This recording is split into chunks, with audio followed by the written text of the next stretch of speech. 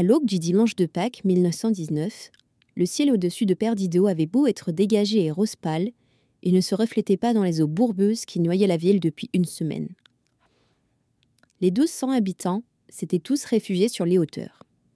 À présent, la ville se décomposait sous une vaste étendue d'eau noire et puante qui commençait seulement à refluer.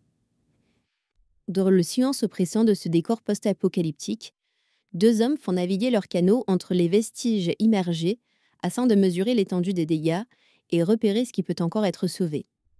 Une tâche presque vaine dans une ville que tous les habitants ont déjà désertée.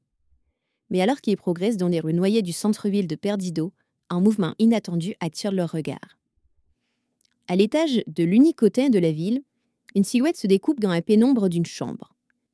Une femme, assise sur un lit impeccablement fait, le regard étrangement paisible.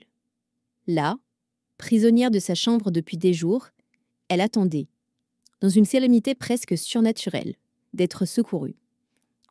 Elle se présente sous le nom d'Elinor Damer.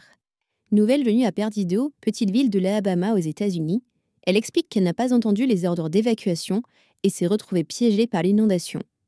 Mais qui est-elle vraiment ? Dans une communauté où tout le monde se connaît, son histoire et son comportement présentent des incohérences. On lui posera finalement pas trop de questions sur son passé.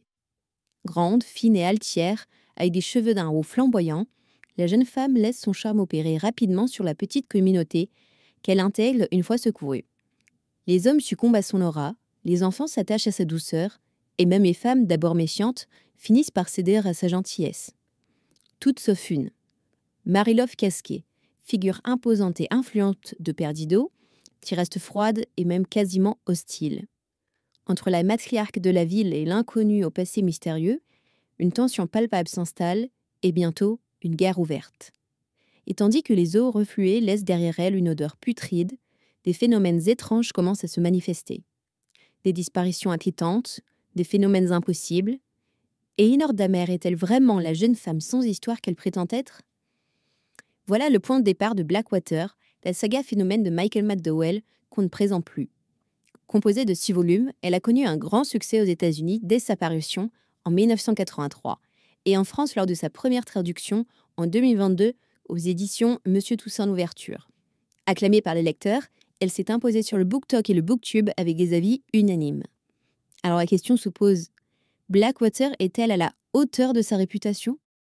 D'emblée, je vais être honnête, oui, c'est surcoté. La saga est loin d'être ce chef-d'œuvre qu'on veut nous vendre. Alors je vous dis ça, d'accord, mais j'ai quand même pris un très grand plaisir à la lire. En tout cas, les 2 premiers tomes à l'heure où je tourne cette vidéo. Mais je pense qu'il faut être transparent et ne pas donner de trop grandes attentes envers ces bouquins. Oui, ils sont super agréables à lire. Non, ce ne sont pas des chefs-d'œuvre. Et non, c'est pas quelque chose d'unique et révolutionnaire dans la littérature.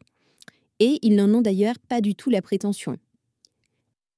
Alors, avant toute chose, il faut savoir que l'édition est absolument magnifique. Les 6 volumes ont chacun la particularité, la couverture est très soignée. Le travail à ce niveau-là, il est vraiment merveilleux. Ce sont de très beaux objets à avoir dans une bibliothèque. Maintenant, reste la question du prix. 8,40 € l'unité, alors que ça se lit en une soirée. À ce niveau-là, j'étais un peu déçue. Ça revient quand même à 50 € la collection. Donc bon, après voilà, c'est vrai que ce sont de beaux objets et par rapport à une liseuse, c'est joli à afficher. Alors, personnellement, ce qui m'a captivée avant tout dans cette saga, c'est son atmosphère. McDowell joue avec les codes du gothique et du fantastique dans un équilibre subtil. Son talent réside dans l'art de la suggestion. Une tension feutrée, une étrangeté qui flotte, sans jamais basculer dans l'horreur pure. C'est un frisson diffus, jamais glaçant et presque confortable. C'est donc parfait pour celles et ceux qui aiment l'adrénaline sans vouloir se risquer à l'insomnie. Mais là où Blackwater m'a un peu déçu, c'est dans une approche du surnaturel. McDowell n'entretient pas vraiment le doute. Là où d'autres auteurs auraient peut-être laissé planer l'ambiguïté, lui préfère révéler. Ses incursions dans l'étrange sont efficaces, mais parfois trop appuyées. Elles manquent un peu de finesse, comme s'il craignait que le lecteur ne comprenne pas, alors que le lecteur comprend très bien. À cela s'ajoute une petite intuition que l'auteur ne prendra pas la peine de développer pleinement ses éléments surnaturels. Bon, ça je l'avoue, je ne peux pas l'affirmer avec certitude, parce que j'ai pas encore lu la saga dans son intégralité, mais au regard de la manière dont ces aspects sont abordés dans les 2 premiers tomes, j'ai le sentiment que de nombreuses questions resteront en suspens, ou du moins seront insuffisamment explorées. Affaire à suivre. Quant aux personnages, ils relèvent plus de l'archétype que de la complexité psychologique. Elinor fascine, mais elle reste très insaisissable. Marie-Laure agace, mais sans aucune nuance. Dans Blackwater, l'âme humaine n'est pas disséquée. On n'y trouvera ni vertige métaphysique, ni réflexion profonde sur la nature humaine. En soi, ce n'est pas gênant, car dans cette fresque, c'est l'atmosphère qui prime, et les personnages servent l'histoire comme dans une série feuilleton.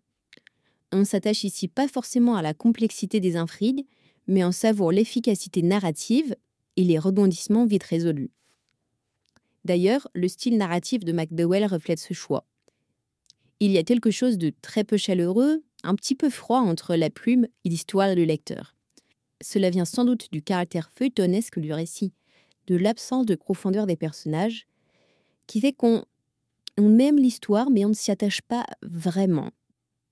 McDowell nous place plutôt en spectateur omniscient, observant les intrigues de haut comme depuis une colline surplombant Perdido.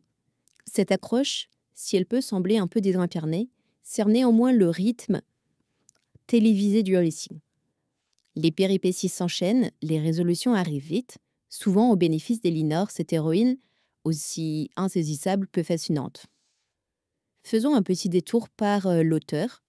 Michael McDowell, il est né en 1950 et disparu en 1999.